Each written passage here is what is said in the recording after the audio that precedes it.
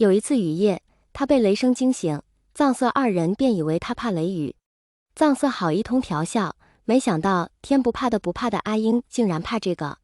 魏长泽则是将他搂在怀里，一边哄着他，一边告诉他不用怕。其实那个眼泪汪汪在魏长泽怀里缩成一团的小团子根本不怕雷雨，只是被声音吵醒了，眼角带着被闪电刺激出的生理泪水，想把自己缩成一团，听不见就继续睡。虽然被曲解了意思，但魏长泽的怀抱实在是舒服又踏实。初次身为人父的成年男人将小团子用大手兜着，那脸蛋绵软得很，贴上了魏长泽的胸膛，暖烘烘的，软乎乎的。那双与藏色殊无二致的桃花眼上还挂着泪水，鼻尖蹭红了一点，颇有些委屈的模样。小手抓着魏长泽的衣襟，一个劲儿地往他怀里拱，致力于将自己缩成更小的一坨。魏长泽看着怀里窝着的小团子，生出了些奇异感，抬头看着自家夫人，他也在笑着看着他两个。魏长泽忽然有一种满足感，心被窗外的雨水泡得酸软肿胀，他低下头亲了一下小团子泛着奶香的额头，学着藏色的样子，轻轻晃动着手臂安抚着。小团子渐渐睡着了，极度柔软的一小只，就那么趴在他怀里，眉眼像极了藏色，脸型则是他的翻版。他忽然不舍得放下了。雷雨来得快，去得也快，不知不觉中竟已能窥见几缕月光。藏色在月光下笑得格外温柔，真好啊。而那个小团子全然不知方才抱着他的人是如何想的。他本是不怕的，但鉴于爹爹的怀里格外暖和舒坦，且平常并不多得，这抱自然是要的。朦胧间是爹爹与娘的笑脸，过于美好，以至于之后流浪的雨夜里，他每次都会梦回那时，然后第二天笑着睁眼。其实他是不愿睁眼的，他想故意拖一会儿，拖到有人掀了他的被子，说再不起来出去玩就不带他了。但身下冰凉的青石板告诉他，他等不到那个来掀他被子的人了，或许再也等不到了。雨后初晴，阳光刺眼得很，逼出了小团子眼中的泪水，灼热地砸在地上。冰冷的空气剥夺着他周身的温度，不知什么时候水漫到他身下了，身上湿冷一片，可看着那阳光，他还是笑了。今天天气很好呢，大概一会儿就会暖和起来了吧。用手抹去无意识泛出的泪水，他不喜欢哭，也知道不该哭，可他是真的害怕，真的委屈，真的难过。他还不适应这样的生活，这样没有那两个人的生活。娘亲曾抱着他，点着他的鼻尖笑道：阿英天生一张笑脸，也就出生时哭了几嗓子。我的阿英要一直笑下去呀，那便笑着吧。于是小团子那张讨喜的小脸上总是挂着甜到心坎的笑。他并不觉得这有什么，难道娘亲偷偷买的糖葫芦不让人惊喜吗？还是爹爹种的枇杷不甜？如果不是，为什么不笑呢？有瓜皮填饱肚子，躲开了恶狗，不应该很高兴吗？可为什么心里像是堵了什么？明明很应该笑的。直到那个人出现了，是个大哥哥，很好看。大哥哥很好，给他吃的，哄他睡觉，那么耐心的去一次次包容他。不知道为什么，本该高兴，心里却难受得很，他不想笑了。尤其是在那个哥哥面前，仿佛他可以放下一切戒备，溺死在那琉璃色的眸子中。那个白衣身影宛如一道光，破开重重迷障，将他包裹其中，不温自烫。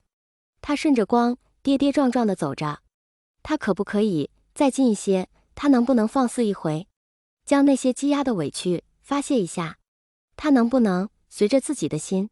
他其实也怕疼，虽然平时的小磕小碰不算什么，但手臂上那么长的血口真的很疼，疼得他想哭。他还怕高，虽然爬过树，但那时他知道树下有人接着他。他其实想留在哥哥身边，不想走了。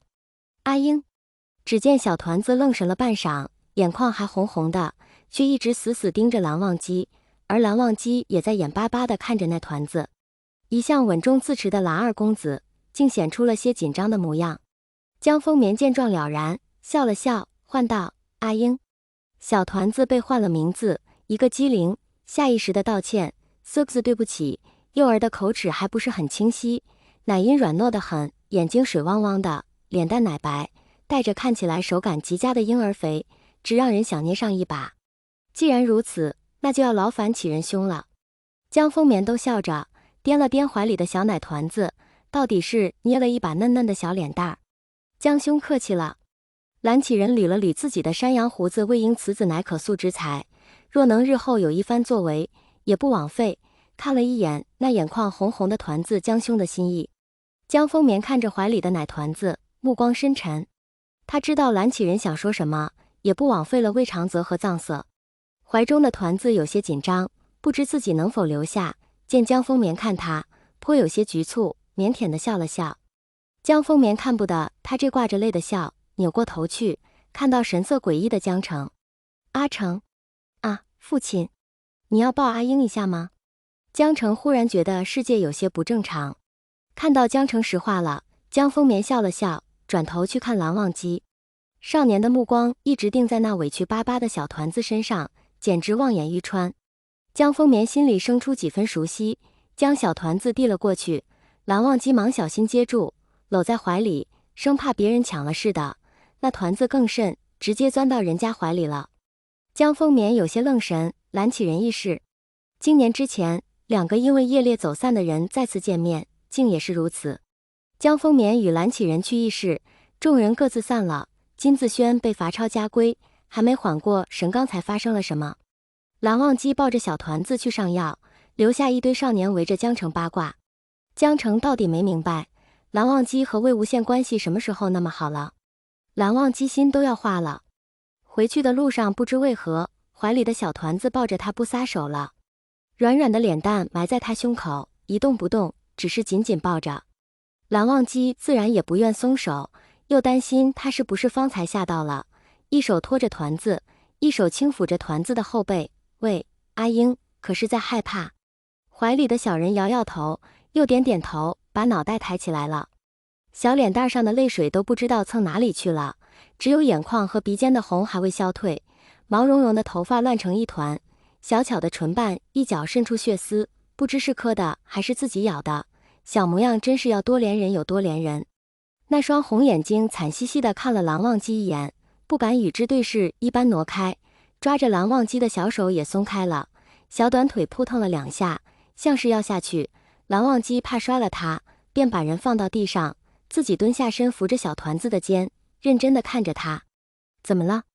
蓝忘机轻轻问道。哥哥，阿英是不是要和那个叔叔走了？小团子抓着自己的袖子，低头问道。只是方才那股抽搭劲儿还没缓过来，一句话说得断断续续的。